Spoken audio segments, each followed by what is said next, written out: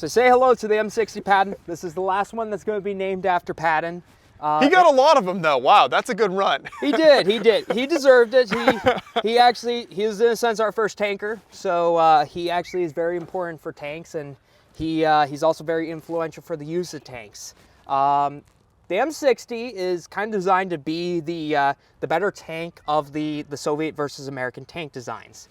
We actually designed it to be as technologically advanced as possible. It's going to be introduced in the early 60s. I believe the first introduction was about 1959, 1960. And the neat thing about it is actually, I've seen some of the documents that are related to its development. One of the original plans was actually to have the first use of composite armor in the tanks for the M60. That would be where they would have the front plate here be steel, but also have a special type of material underneath the steel, and then another plate of steel behind it. They don't go with that type of armor because it's not quite ready for prime time yet. It's very brittle, so they're going to wait until they can perfect it in order to use it. But they do give it plenty of steel armor so it can survive a lot of the lighter anti-tank rounds the Soviets are using. It is not going to necessarily be protected from a new threat that tanks are now facing, and that's anti-tank missiles. And those will often be used by infantry or other vehicles, sometimes helicopters. So that actually creates an issue. The Israelis find this out the hard way during one of their conflicts, where a lot of their M60s and M48s are actually hit by anti-tank missiles.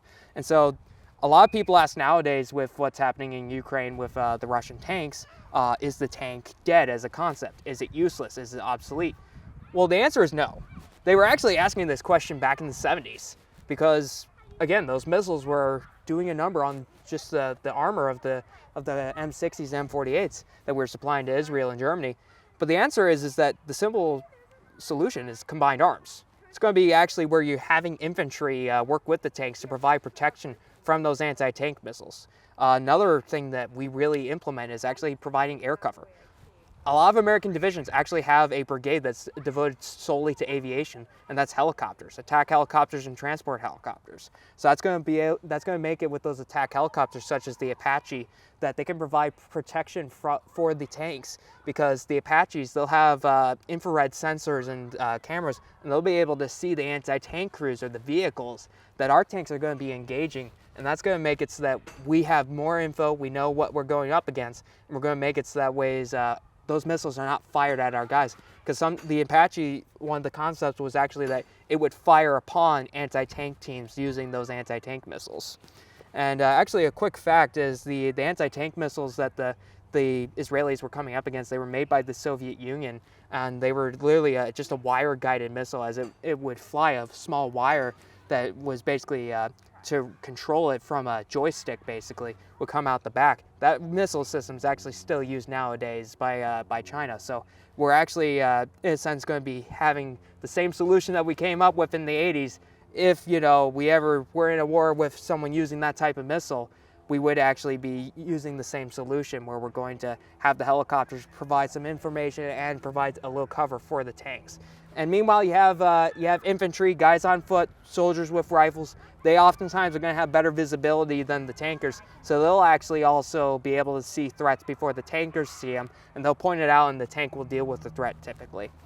It's a good reminder that all of these different kind of vehicles that we see here, and a lot of what you see in the museum, it's designed to be used in tandem with a lot of different kind of warfighting elements. And so it's not like this was designed to just go on the battlefield by itself and win a war. There was part of a much larger strategy there, which is always kind of worth keeping in mind. That's 100% correct. The Army functions on doctrine, and doctrine is never developed in a vacuum for any piece of equipment. It's always designed in regards to other pieces of equipment, other troops, other things. And that's one thing that we wanted to make sure with tanks, because we learned some lessons in World War II with the Sherman, for example.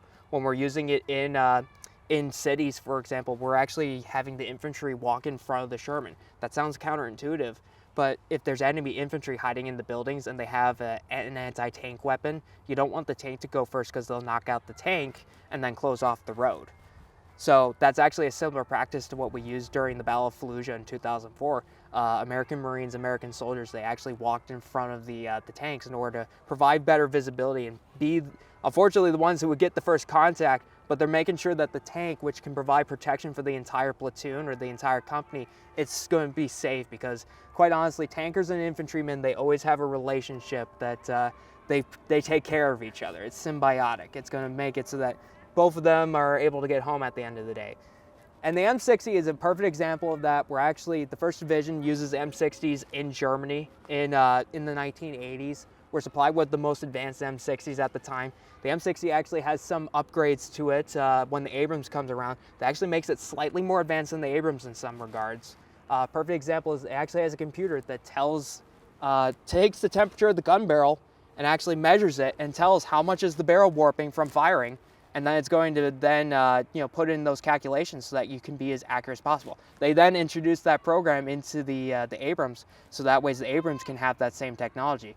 The M60 also gets some upgrades. New turrets are, for example, this is actually a base model M60, so it has the standard round turret, but they would actually again reshape it so that way it would be a more angular design, so it could survive anti-tank fire better.